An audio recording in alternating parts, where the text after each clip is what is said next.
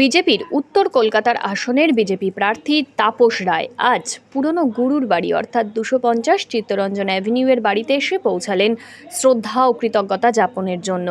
এই বাড়ির পরিচিত অজিত পাঁজা বলে বর্তমানে বিধায়িকা শশী পাঁজা বসবাস করেন। শশী পাঁজা আমন্ত্রণ জানান, পাশাপাশি গরমে জলও এগিয়ে দেন তাপসবাবুর দিকে। সাদরে গ্রহণ করেন জল, পাশাপাশি অজিত পাঁজার ছবিতে নমস্কার ও মাল্যদানও করেন। এরপরে নিচে এসে দেখা করেন অজিত পাঁজার ভাই ডাক্তার রঞ্জিত পাঁজার ছেলের সাথে।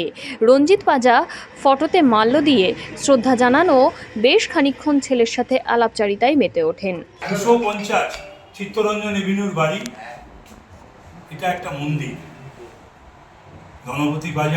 গণপতি পাঁজা এরা বিশ্ববিখ্যাত ডার্মাটোলজিস্ট ছিলেন।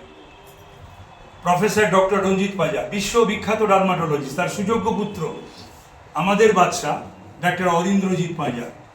আমি এখানে এসেছি স্যারকে, প্রফেসর ডক্টর রঞ্জিত পাঁজাকে আমার শ্রদ্ধা জানাতে, বাদশাকে কাছ থেকে শুভেচ্ছা নিতে এবং বৌদির সঙ্গে বাদশাহ কথা বলিয়ে দিলেন।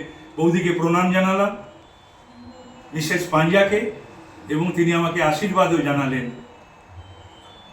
প্রফেসর ডক্টর রঞ্জিত পাঁজা আপনারা জানেন যে তিনি সাংসদও ছিলেন বেশ কয়েকবার। তো সুতরাং এই সমস্ত প্রণম্য মানুষের তাদের কাছে আমি আমার শ্রদ্ধা জানাবার জন্যই এসেছি।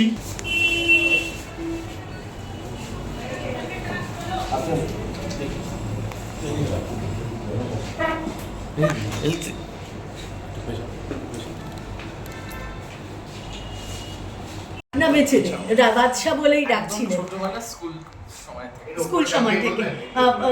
একটু উপরের দিকে ক্যামেরার দিকে তাকিয়ে বলবেন। বলছি যে সেখানে কখনো কি মানে ভেবেছিলেন যে তাপসদা প্রার্থী হওয়ার পর আসবেনই এখানে? তাপসদা আসলে যখনই আমরা কোনো সামাজিক এতে দেখা হয়েছে, ধরুন ক্যালকাটা ক্লাবে বা যেখানে হোক আমাদের কোনো পারিবারিক এতে, উনি কিন্তু নিজে উঠে আসছেন এত বড় মাপের মানুষ হয়ে। মানে where I should go he use to come.